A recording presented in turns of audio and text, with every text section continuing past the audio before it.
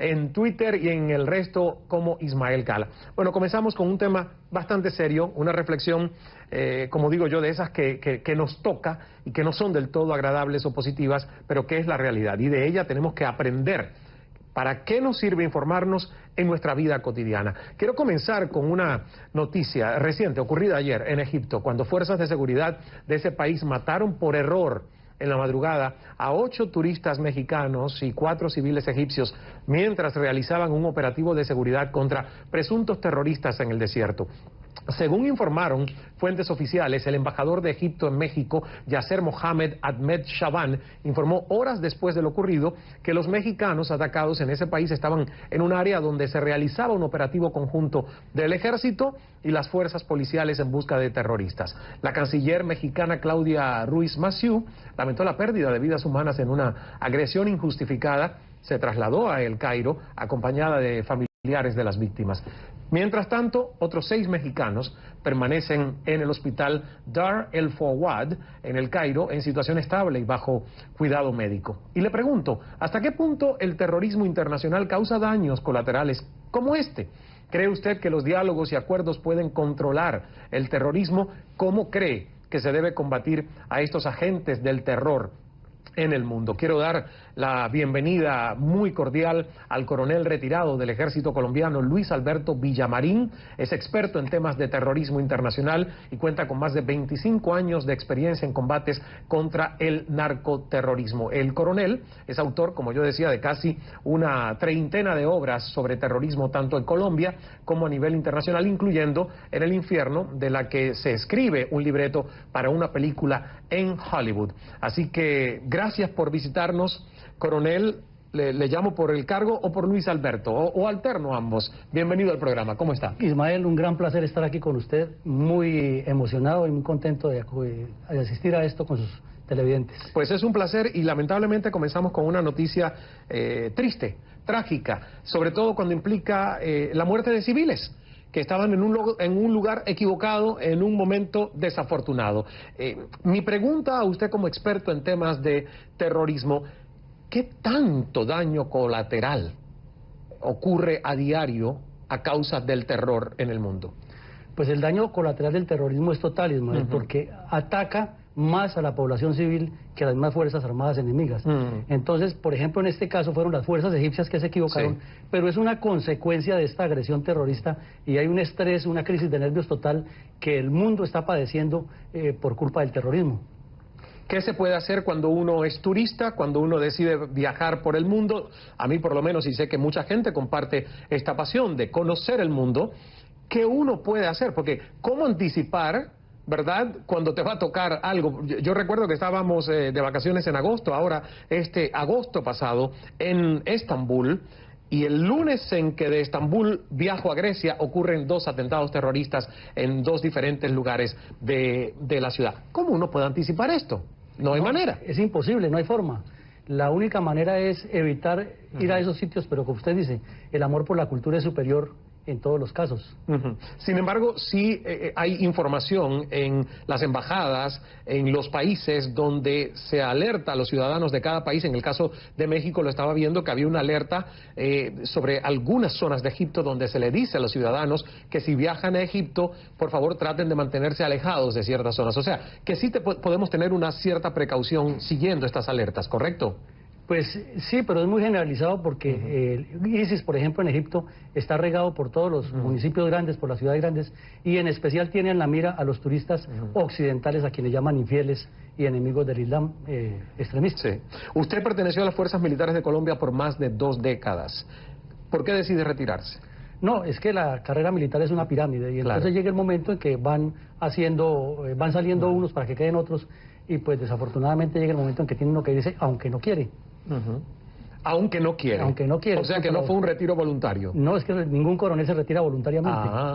Porque es que un coronel está muy cerca ya del generalato y de lograr su sueño como militar, entonces no se retira voluntariamente. Entonces usted me dice que usted no pudo lograr su sueño como militar. Sí, me faltó ser general de la República como querían todos los militares. ¿De dónde nace su pasión por temas antiterrorismo?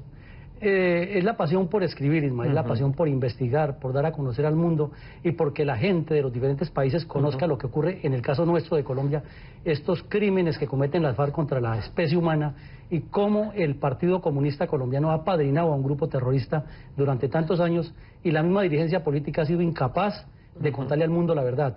Entonces alguien tiene que escribirlo y quiso Dios que fuera yo.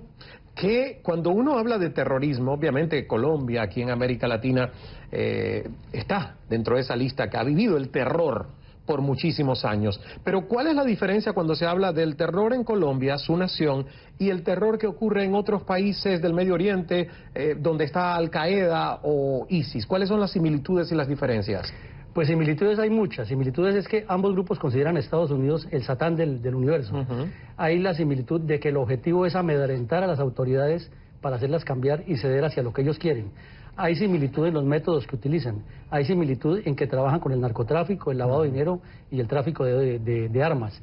Y la diferencia esencialmente es ideológica, porque las FARC pues son un grupo terrorista de orientación comunista y los islamistas son de una concepción de Islam extremo contra todos los que ellos consideran infieles y apóstatas. Ahora, en cuanto al eco que reciben a nivel internacional, estas acciones del terrorismo en relación entre Colombia y lo que sucede en el Medio Oriente, usted corríjame, pero ¿siente que hay un desbalance? Que, por ejemplo, lo que ocurre en el Medio Oriente a nivel internacional preocupa más que lo que ocurre en Colombia?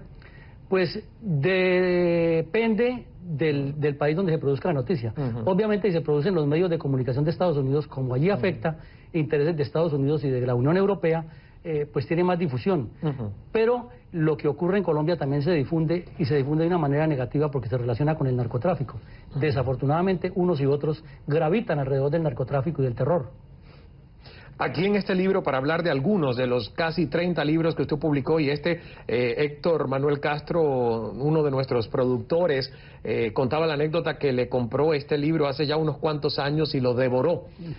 Hace 10 años exactamente. Héctor es colombiano, o sea que la historia que usted narra aquí le viene muy de cerca. Es el estremecedor testimonio de un guardaespaldas de Tiro Fijo, o sea, Manuel Marulanda Vélez. Y ¿qué narra? ¿Cuáles son los detalles que usted logra a través de este testimonio? Hay un punto interesantísimo que enfoca este libro, Ismael, y es lo que no se ha hablado en Cuba, que ya llevan 1 año y 4 meses hablando de víctimas, y es el terror interno de las FARC para sostener a su gente. Esta historia es estremecedora, el del infierno, porque es un niño que se vincula a las FARC a los 13 años de edad porque la mamá no le compró una bicicleta. Él era huérfano de padre. Y durante esos 13 años más que dura en la guerrilla, comete toda la serie de crímenes tenaces, terribles, atroces, que hay contra la especie humana en Colombia cometidos por las FARC. Finalmente él deserta de las FARC y cae en el alcoholismo y termina una vida peor que la que llevaba en la guerrilla. Entonces este libro es como una demostración al mundo de qué son las FARC por dentro y algo que no se ha tratado en Cuba en los diálogos, que es lo del terrorismo interno que se aplica contra las víctimas de la misma FARC. ¿Cómo obtiene el testimonio del guardaespaldas de Tiro Fijo? Yo era el comandante del batallón de contraguerrillas número 19 en la Brigada Móvil 1 en la zona de Uribe Meta y el Alto del Páramo de Sumapaz. Y estábamos patrullando y este hombre aparece. Dice: yo soy guerrillero desmovilizado, aquí está mi pistola y les quiero contar una historia. Entonces, pues ya uno con la experiencia militar que tiene no le puede creer a todo el mundo lo que le dice. Entonces comenzamos a verificar lo que él decía y todo resultaba, encajaba con informaciones de inteligencia y con hechos reales de desenterrar personas que había asesinado y narraba cómo las había asesinado. El libro es muy claro y relata todo lo que este hombre hizo en la guerrilla. ¿Hay experiencias personales de su vida como militar en las páginas de este libro? Pues claro, porque él anduvo con nosotros después hasta que fue entregado a la Fiscalía y todo eso, y sobre todo el testimonio que él nos cuenta sirve para hacer muchas operaciones y continuar buscando a la FARC. Bueno, este libro también ha sido traducido al inglés como In Hell, y me dicen mis productores que posiblemente va a ser llevado al cine, a la pantalla. ¿En qué estatus está eso? Pues está en ese proceso de conseguir la producción ejecutiva que llaman, que es hablando el dinero.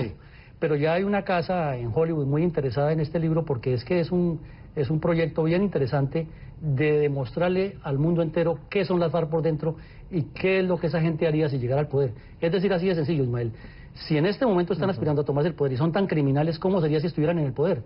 Sería peor que juntar a Fidel Castro y al presidente de Corea, ponerlos a los dos en uno solo, eso más o menos. ¿Usted cree que las nuevas generaciones en Colombia, cuando se habla de terrorismo, cuando se habla de FARC, saben exactamente de lo que se está hablando? Porque hay gente con un poco más de edad que vivió más hechos, pero los jóvenes, la nueva generación, ¿qué conoce de lo que realmente sucede en el país?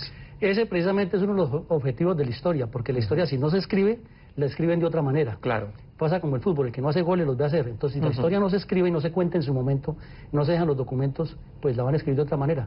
Es importante que Colombia en este momento siga escribiendo la memoria histórica y ojalá aparezcan más personas que elaboren esa memoria histórica para que no se nos olvide cuál ha sido el sufrimiento y el drama de nuestro pueblo por culpa de las FARC.